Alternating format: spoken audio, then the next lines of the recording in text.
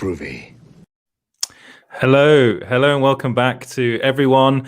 Here, this is a special episode that I do on Friday mornings. Well, for me, it's afternoon now, and it's all about spoiler talk. And this week, and we've done this over the last couple of weeks, we're talking about WandaVision. And of course, today it was the WandaVision finale, which was massive. It was huge. We've been waiting for it. Everyone's been waiting for it. And I know, like, I myself have been really, really looking forward to this. And I suppose I'll start off by saying we're not getting 10 episodes. That was the final episode, which is a shame. But I'd just like to say hi to everyone in the chat. So we've got Amarala there in the chat. So hi to him. And it's like, if you want to follow us, you can follow us at Small Screen Stories, you can follow us at Small Screen Co, and you can listen to this as a podcast at Small Screen Stories, wherever you get your podcasts. And if you do like this podcast, then a 5-star rating would be absolutely wonderful. So let's just get straight into it. I just want to talk a bit about this show because it's the end of it now. We know how it's ended. Do let me know in the comments what you thought of it. Like, if you thought it was good, bad, meh, anything, let me know your thoughts. I suppose I'll start off by saying that not everyone is going to be very happy with this episode. And I did talk about this previously. One of the reasons why people won't be happy about this is because we've come up with our own theories about what's going to happen. So, you know, we were talking about Mephisto. We were talking about Doctor Strange coming into it. We were talking about Al Pacino coming into it. We were talking about Ian McKellen coming into it. All these people, all this stuff, all this talk. And in the end, none of that happened. And that's disappointing. That is disappointing. And I know a lot of people that will be very, very upset about it. Reese is in the chat. Hello there. God, it must be late for you, man. Hello. And I can understand. I've already seen online some people saying that they're a bit disappointed by this finale. But you know what? I'm going to say I really, really enjoyed it. And one of the reasons I enjoyed it was because it fit the show a lot more than, let's say, if like the devil were to turn up at the end. It would have been a bit of a weird kind of thing to happen that didn't really fit the rest of the show. So let's start off by starting at the beginning. So it begins with where the last episode left off, with Agatha Harkness, who's got the two children. Basically, she's holding them hostage, and we, like, in this episode you can break it up as WandaVision versus Agatha Harkness and Vision versus White Vision. And both of these kind of fights, these battles, I think are really, really interesting. Oh, okay, so Reese is in the UK. Oh, well, 11 a.m., so it's fine for you over there. And Guy Costi is in bed. He says he wants an Arnie, before he goes to sleep. So should we give him that? I'm gonna have to figure out how to use this. Yeah. There you go. That's for you in the chat, Guy Costi. So I suppose we have to start off with the elephant in the room, which R3H. So Rachel, I think I'm going to call you. So who was the big actor that Paul Bettany was so excited to work with in this episode?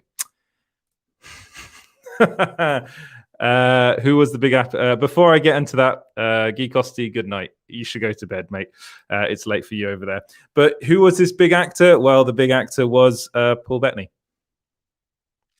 Paul Bettany was really excited to work with himself, and I did do it. I thought this was going to be the article kind of went a bit mad. I did an article about how Paul Bettany was trolling us all, and this was even before it was revealed that he was trolling us all. And turns out he was trolling everybody because, of course, he said, you know, he got to work with an actor he's always wanted to work with in his career, you know, an actor he's really looked up to, and fireworks on set. There literally were, though. There would have been fireworks on set because there's a lot of explosions in this episode when White Vision comes along, and people really took what Paul Bettany said and ran with it. I think they're also thinking about what Elizabeth Olsen was saying, that she said that, well, she actually, to be fair to Elizabeth Olsen, she never actually said that there was going to be a Luke Skywalker-esque cameo in this show. Those words were really put in her mouth. So basically, she was the interviewer asked if there was going to be a Luke Skywalker-esque cameo, and she said yes. And I really do wonder, I think she was specifically back then, I think she was talking about Evan Peters.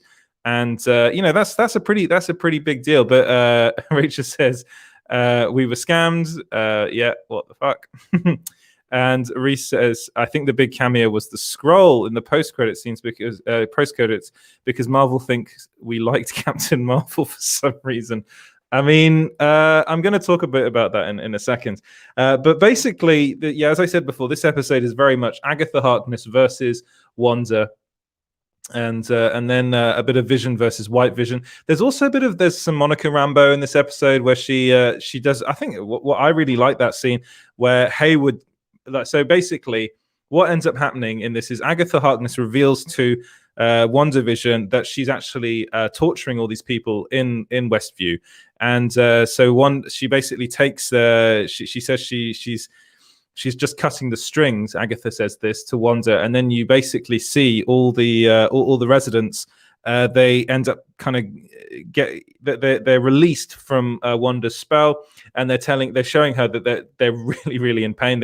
One of them says they just want her to kill them because they're in that much pain because they're feeling her suffering, her grief, and Wanda didn't realize this. And this again, a lot of it that goes back to the fact that Wanda really doesn't understand her power. It is chaos magic. It is very much tied to her emotions. It's very powerful. It's very unstable. And one of the things that happens in this episode is that we realize that Agatha Harkness's big plan is to actually take Wanda's power. So there is a battle between the two of them and every time Wanda shoots Agatha Harkness with her, red beams, you can see that her power is being sucked out of her, being drained out of her. Her hands go all black. One thing I will say about this episode that I really did love, I did love the fact that they brought back that kind of fast-paced, kind of weird, almost Japanese horror style movement that Wanda had in Age of Ultron that we haven't seen actually since Age of Ultron. And that was something that I really, really did enjoy. I did love seeing that come back. And I'm really happy they brought that back because it's a very unique visual style. And I think the director, Matt Shaker, I think his name is, he did a really great job bringing that back. He's actually done a really good job with this whole series. So I was really, really happy with what he did. And it's one of those things that I can totally understand why people are upset with this.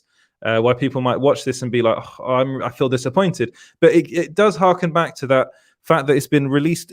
Episodes. Each episode's been released weekly, apart from the first two that were released, and they're released together in the first week. But so this basically gave us time to come up with our own theories, and then if you watch the episode, the finale, and it doesn't do what you thought it was going to do, you will be disappointed. But I think, as far as this whole show's concerned, I think it's actually a really good ending. So Rachel in the comments says, "What did you think about the end credits scene? Did you hear a Rangers theme at the end, the Avengers theme at the end?" I did hear that.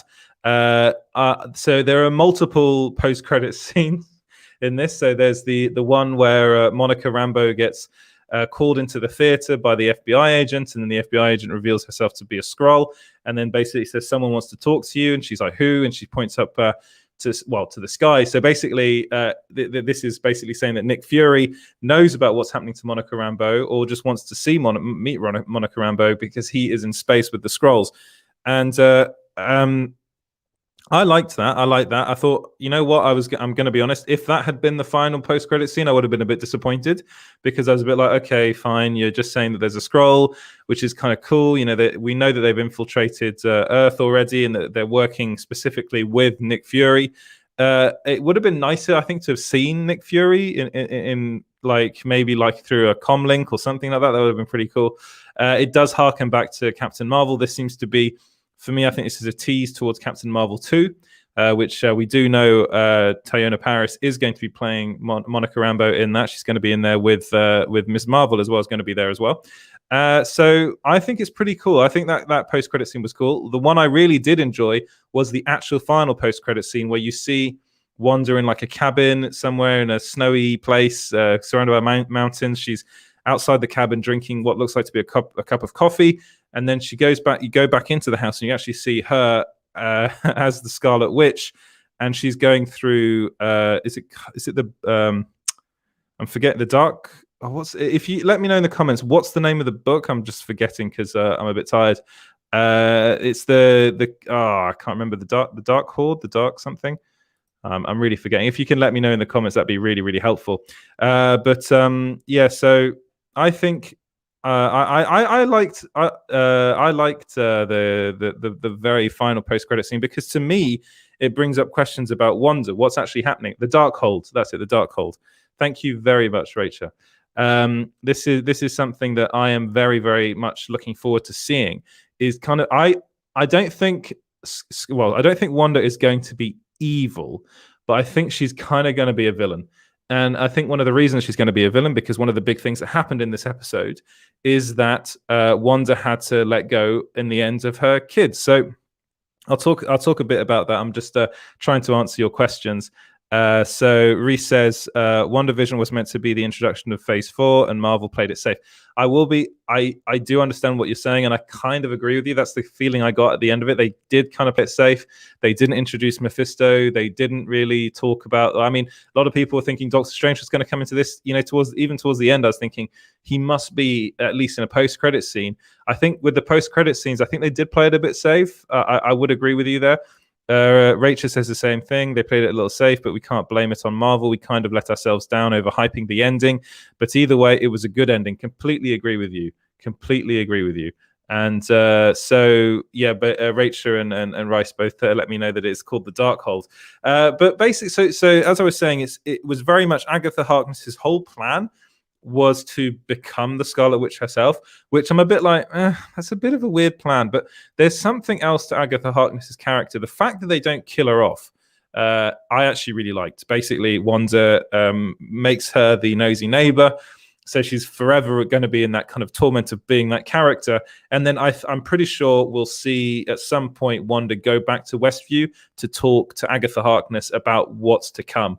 And I do think there will be some point, especially when the multiverse is really going to be a thing. Now, a lot of people were thinking this whole show was going to be the introduction of the multiverse. Well, it looks like it's not. One of the main reasons for that, I think a lot of people were saying that Evan Peters being a Quicksilver was proof that the multiverse exists. Well, it turns out the guy's called Ralph Boner, and is just some guy. I think is like the kind of Evan Peters like version, like the way he looks. That's in this universe, in this Earth, like in another Earth is actually Quicksilver. If that makes any sense. It's like it's just kind of. I'm going to be honest. That was a bit, to me, that was a bit upsetting. That it was just some dude, but that's that's what they're going to do. That's what they're going to do. Rachel thinks I think Agatha's character will be back in the multiverse of madness. I think so too. Here, Reese says, do you think Baron Mordo will release Agatha's mind in Doctor Strange 2 or possibly Mephisto? So I'm going to be honest with you. I'm not sure if Mephisto's even going to be in the MCU. And one of the reasons why I think that's because one of the big territories for Marvel, money wise, especially, is China. And China, they do not like to have anything involving the devil. If there is anything involving the devil, which Mephisto is, I mean, he's not really, but he is. But if anything involving that character, immediately won't be allowed in China. So I think that might be an issue. I think that might be one of the reasons why we didn't actually see Mephisto in this show. I really do think it's a China issue. I think they might try and get around it by having it be Mephisto, but also just maybe more of just a kind of demon, and it just be like Mephisto in name, but maybe not the exact version from the comics. I hope so. I really hope so, because I really want to see that character. And I love the fact that this show, one of the things I love about this show is the fact that it really introduced witches and in the MCU, which I think is fantastic. I will love this show forever just for that reason. Is that it's opened up the MCU to witches, which I think I wanted to see for such a long time. I loved the scene where Wanda does her little mind control thing to Agatha Harkness, takes her back to the moment that Agatha killed what is her whole family, her family of witches. And then Agatha turns it around on Wanda, because Agatha actually knows what she's doing, is what she says. She knows, she has an understanding of magic. She's been around for eons, for years. Wanda is based on instinct, but she's learning, and I'll go into that in a second. Rachel, here your theory. My theory: I don't think the kids are gone, and obviously Vision isn't gone because of the fake Vision giving him all the memories. I think the kids will come back in the multiverse of madness in another, and then it goes on to say in another multiverse. I think you're right. I think you're totally right. Reese says, I mean, China aren't allowed skulls and skeletons, but we still got that dead Iron Man scene in Far From Home. You are right. You are right. And I think they got away with that. I wonder if they cut that, though. I do wonder whether they cut that scene slightly for Chinese audiences. What I'm saying is that it's a bit different having those sorts of scenes and then having a character that is is the devil. And it's annoying because Marvel is a very much Western kind of thing, and then you really would love them to bring these sorts of interesting characters in. And Mephisto in the comics is so interesting. He does all these he loves like dealing with the most powerful characters in the universe, and of course most of those are part of the Avengers and stuff. And I'm pretty sure he would be very, very interested in the Scarlet Witch, which I am just desperate to see. I would love to see the two of them have a scene together, and I was really, really hoping to see Al Pacino as Mephisto. That was my theory, and it turned out to be wrong. So I was a bit upset about that, but I kind of also knew it was going to happen. It wasn't going to happen. Rachel says, I love how they brought back the badass mind control from Ultron. I really loved that. I'm going to be honest. I did rewatch Avengers: Age of Ultron. Those scenes in it are really effective. So I'm really, really glad they brought those back.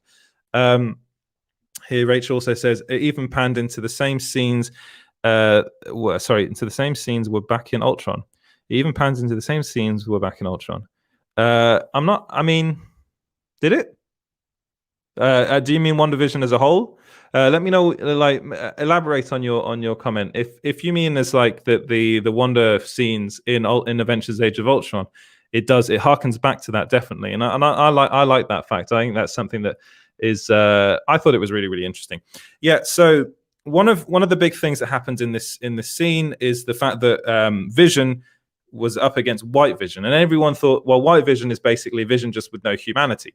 But one of the things that was really interesting about this episode, I thought, was actually the scene that Paul Bettany got to have with himself. The hubris of the actor. One of the wanting to perform with himself. Yeah, make of that what you will.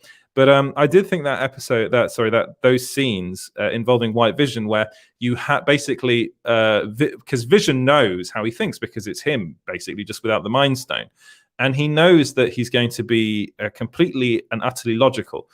And Vision's primary objective is to kill the Vision, but of course the Vision he's fighting there is not the actual Vision. So they have this whole debate basically in the middle of the episode, which I thought was really fascinating. And then Vision gives White Vision his memories. So this basically means that Vision is still around, and through White Vision, it might be a slightly different version of him, but he has the memories. Does this mean that Vision in a future Marvel Cinematic Universe project will return? I'm pretty sure he will. I'm pretty sure White Vision will have more to do in the future, and maybe even become the actual Vision, because he does have the memories, and maybe Vision was able to do to himself what Shuri wasn't able to do in Endgame. I think that would be really, really cool. So here, Rachel does elaborate. I said basically just what you said. Okay, great. I'm ready to see more of White Vision. I think a lot of people are. I'm really ready to see more of White Vision. And also, the thing that I really loved is the fact that this basically means that Paul Bettany isn't done with the Marvel Cinematic Universe. I was a bit worried about that going into WandaVision, thinking, oh, does this mean that that's going to be Paul Bettany done? No. One thing I will say is that Paul Bettany, I think he's in trouble. I think he's in quite a lot of trouble, because I think a lot of Marvel Cinematic Universe fans, MCU fans, aren't going to be very happy with him for basically doing what he did, like hyping up the fact that there's apparently some secret cameo that's coming out and it's him. I think people will be very, very upset about him. And here, Rachel also says he kind of dipped out of nowhere. It all hit him at once. He said, I'm out for now. Again, I'm not quite sure what you mean by that. But it's like there's a lot about this episode that I think is really, really well done. And I think I like the juxtaposition between Agatha Harkness versus Wanda. And then you have Vision versus White Vision, but you also have Harkness versus Monica Rambeau and Billy and Tommy, which I thought was a really great scene. I'm gonna be honest. I'm slightly up. I mean, I'm hoping that the kids come back because Billy and Tommy were great. Really, really cute kids. They got very, very cute actors to play the Scarlet Witch's sons. I hope they come back, and it looks very much like, especially the end of this, the very final post-credit scene. You're hearing Billy and Tommy. Basically, it sounds like they're in pain, and Scarlet Witch is going through the Darkhold. Very creepy scene, and she's obviously trying to find a way to bring them back. And I think that is going to lead into Doctor Strange 2. And I think, for me, the thing I was really thinking about was, how on earth does Doctor Strange not... I mean, he must know that the Darkhold's missing. Like, that's like a really... I mean, to me, it seems like it's... I mean, I don't know that much about it because, again, as I said before, my knowledge of the Marvel comics is relatively limited. I'm much more of a DC Comics guy as far as the comics are concerned. But talking to TiVo, he really was like, really, really kind of talking about how important the Darkhold is. So it kind of sounds like this is a very, very important book. It's the book that predicts that Scarlet Witch is going to be the end of everything, basically, by the sounds of it. So I think we're going to be seeing a lot of that in the Multiverse of Madness, and I think the Darkhold will be the key to opening up the MCU to the multiverse. And I think that's what Scarlet Witch is looking to do, and that's why Scarlet Witch is kind of going to be the villain of, I think, more so than Baron Mordo. I think Baron Mordo will have something to do in Doctor Strange 2. I think he's definitely going to be up to no good, but I do wonder whether it's Wanda that opens up the MCU to the multiverse in order to search for her children and like bring them back in that way, or she's trying to figure out a way to do the spell properly. Because one of the things that Agatha Harkness said in this episode, she basically said, "You give me all your powers and I will fix the spell for you, which is broken." And she said the spell was broken from the start, and you cannot fix a broken spell. You cannot undo what was what was done. You know, it's a broken spell. So I wonder whether she's actually looking for the correct version of that spell. And the only way she can do that is by opening up the MCU to the multiverse. I wonder whether that's going to be the case. So let's go through the comments. So when White Vision's head light turns from blue to yellow, I think this gave him some of the energy from the Mind Stone, giving him humanity instead of just memories. You know what? I hope you're right. I really do hope you're right there, because that would be really, really cool. So here Rachel says, White Vision dipped and we don't know what's going on with him. All the memories hit him at once. And if he didn't, and IG, he didn't know what to think of it. So yeah, I think it was probably a lot for him to take at once, and then he just flies away.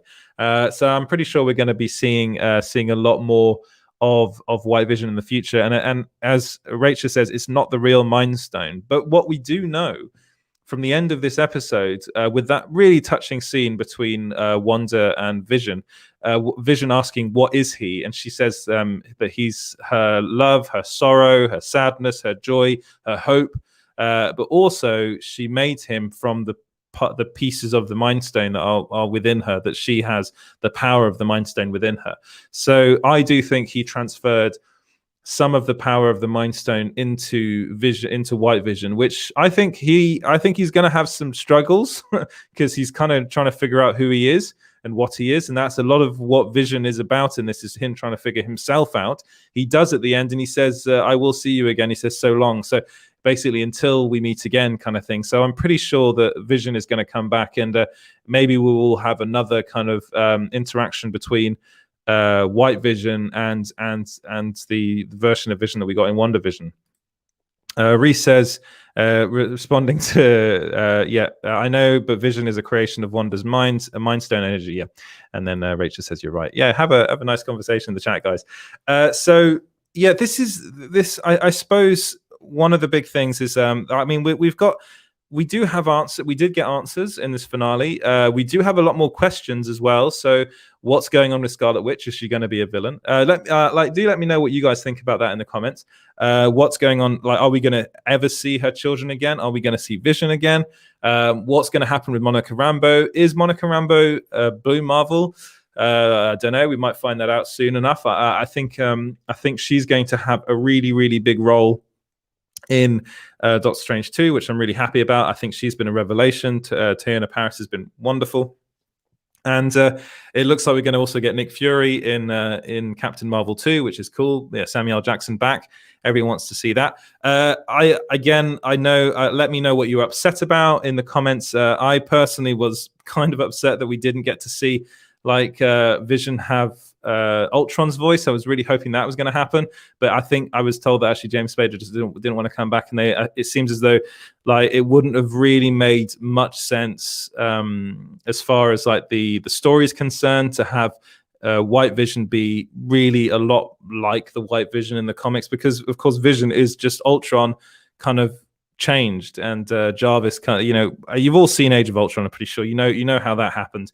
So I would have liked to have seen that kind of more harkening back to Ultron, but it seems as though they're Marvel are just struggling to get James Spader to come back. It sounds like he doesn't really want to come back. So Rachel in the comments says that we have more questions than answers. Yeah.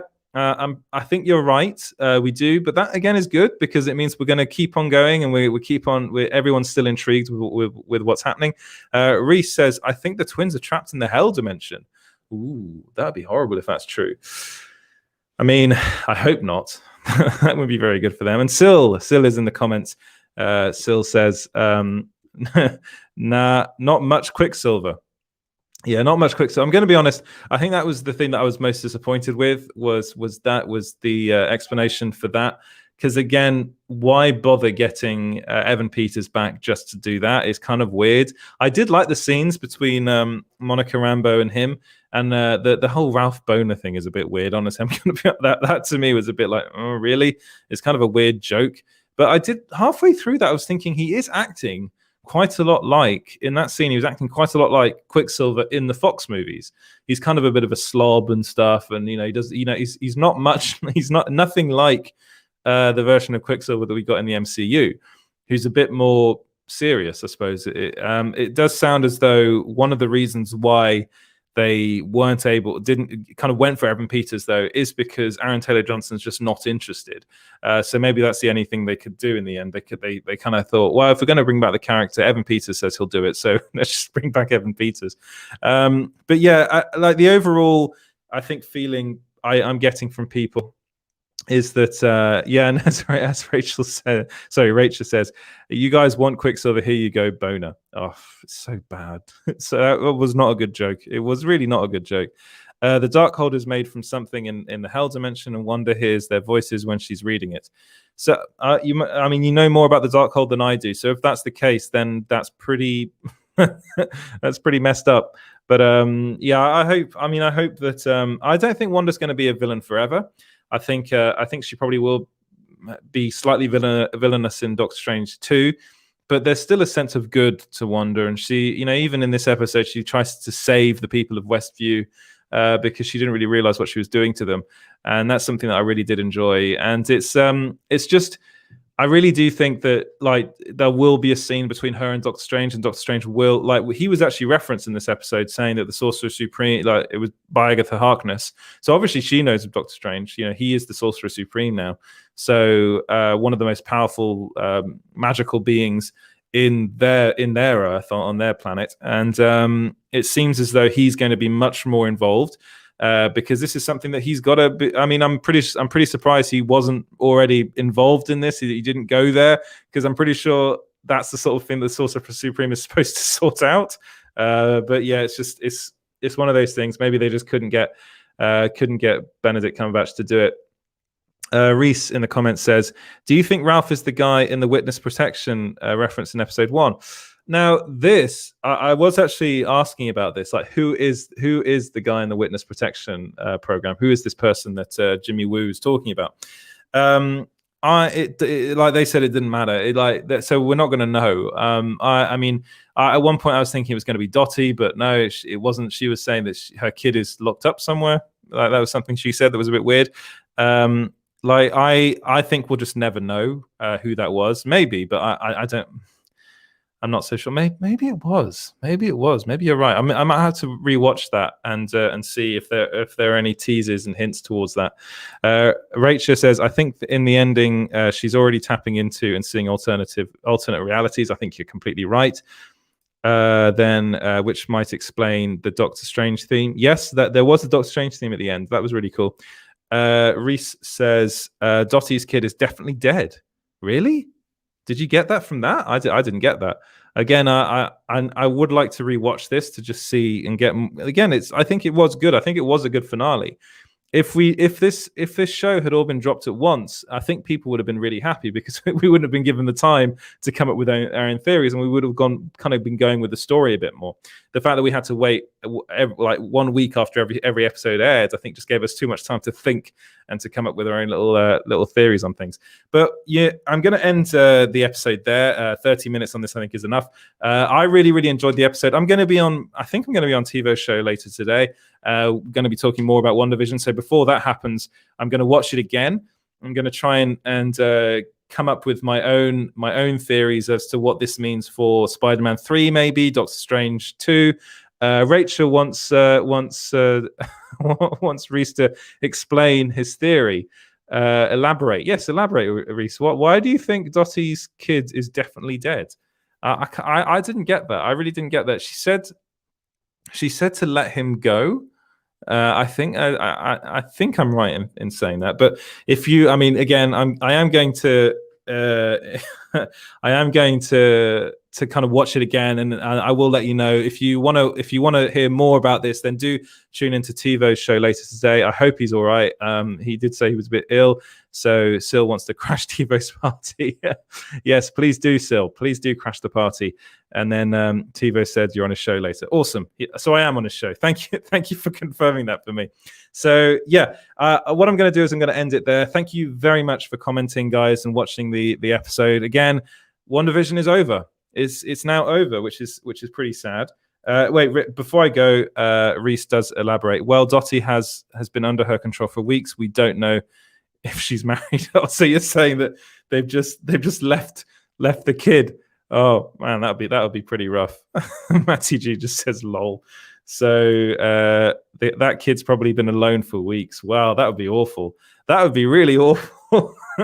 Well, yeah, maybe you should write some fan fiction about Dottie's kid. Hopefully he has a little adventure and gets away. Oh man, that would be awful. That's tough. Yeah, as Rachel says, that is tough. But again, you can follow Small Screen everywhere, right? This side here, Small Screen Co. I'm going to point at it there. That's on Facebook, Twitter, and Instagram. You can listen to this as a podcast at Small Screen Stories. If you are listening on Apple Podcasts, then a 5-star rating would be wonderful. And if you also can go over to the website, which is at small-screen.co.uk, head on over to Sil's channel as well, Sil Abdelink. Head on over to TiVo's channel at Lords of the Long Box, and Geekosity as well, geekostymag.com. We're kind of creating a big family here on YouTube, which is really fun. And yeah, I'll see you guys next week. Keep on watching that MCU stuff, guys, and have a really good weekend. Cheers and goodbye.